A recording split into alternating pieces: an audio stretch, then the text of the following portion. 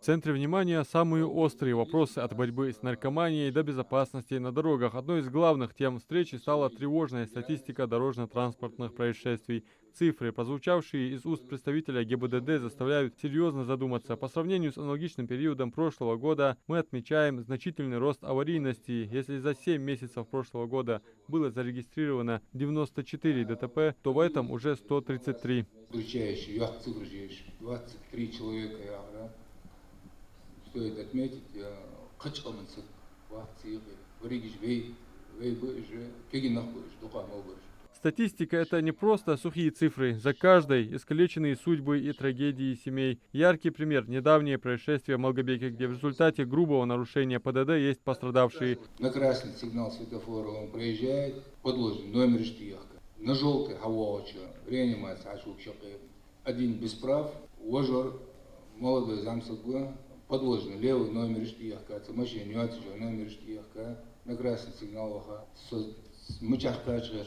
Председатель общественного совета Муса Гадиев в своем выступлении затронул широкий спектр проблем от наркомании до нарушения общественного порядка. Он также подробно остановился на резонансном инциденте, произошедшем недавно в Малгобеке, подчеркнув необходимость совместной работы общества и правоохранителей. Ребенок взял пистолет в Малгобеке и выстрелил в своего двоюродного брата, и пацан умер, понимаете, вот именно по оружию. Надо оружие тоже очень, да, я понимаю, что мы имеем право дома хранить оружие, но это должно быть законное оружие со всеми документами подрастающими, справки, чтобы у них были, но не так, чтобы дети могли доставать. Однако эта встреча носила не только проблемный, но и конструктивный характер. Прямо здесь, в актовом зале Дома культуры, работала, можно сказать, выездная кадровая служба. Молодые и активные жители Яндери получили уникальную возможность прямо на месте задать вопросы о службе, органах внутренних дел и подать документы на трудоустройство. У нас очень много людей, подрастающего поколения наше.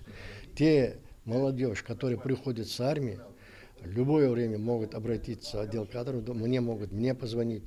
Если у него нет никаких таких побочных действий, я имею в виду там уголовные, третий, четвертый, этих людей примут на работу. Просто у них должно быть образование 11 классов, это минимум, что у него должно быть. И сам должен быть человек здоровый и обязательно военный билет. Вы знаете, вот уже год мы именно этим занимаемся. Вот за год 455 человек принято на работу. Глава местной администрации Тагир Лалухой высоко оценил значимость такого живого общения. По его словам, именно в таком формате рождаются самые эффективные решения. Я думаю, что присутствует эффект, что мы доносим эту информацию до людей, показываем весь вред, все зло, что приносит наркомания. Помимо этого проводится определенная работа с молодежью. Здесь обговариваем самые важные вопросы, потом в дальнейшем это дополнительно еще и в учебных заведениях прорабатывается этот вопрос.